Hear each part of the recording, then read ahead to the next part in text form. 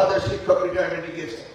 কত বড় দুর্ভাগ্য আমাদের জীবনে যে একটি অ্যাসিস্ট্যান্ট টিচার তার জীবনের শেষ প্রান্তে এসে প্রধান শিক্ষক না হয়ে তিনি রিটায়ারমেন্টে যাচ্ছেন এবং হতে পারছেন না শুধু আদালতে একটি মামলার কারণে।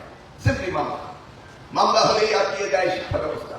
কিন্তু আমি জানি এই শিক্ষা ব্যবস্থা সকলের জন্য প্রয়োজনীয়।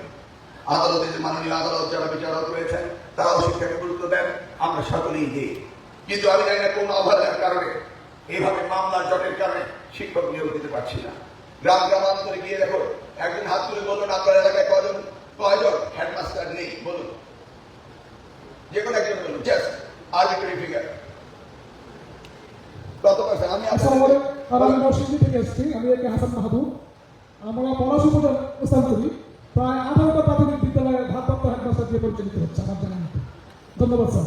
আমি ডিপিওদের জিজ্ঞেস করছি, আপনাদের অধীনস্থ আপনাদের আন্ডারে যতগুলো স্কুল রয়েছে কত পার্সেন্ট স্কুলে হেডমাস্টার নেই বলতে পারেন একজন দাঁড়িয়ে? কেউ বলছেন না নাকি? বলুন বলুন। মোর দেন 50% নাকি? মোর দেন 50% আপনাদের হেডমাস্টার নেই।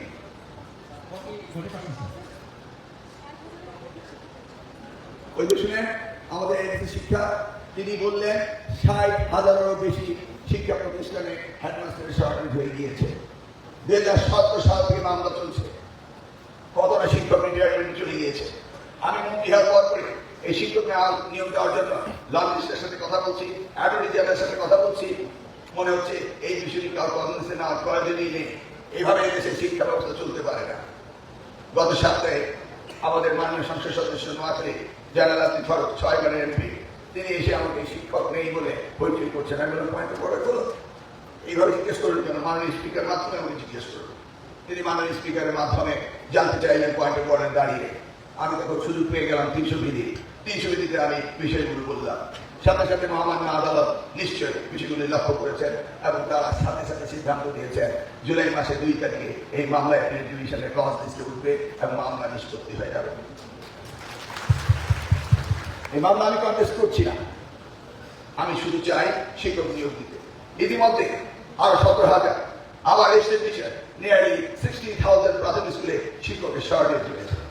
আপনারা যেখানে যান সেখানে যদি 6 জন শিক্ষক থাকতে হয়, সেই জায়গায় রয়েছে 4 জন। 4 জনের মধ্যে একজন ম্যাটারনিটি লিভ রয়েছে।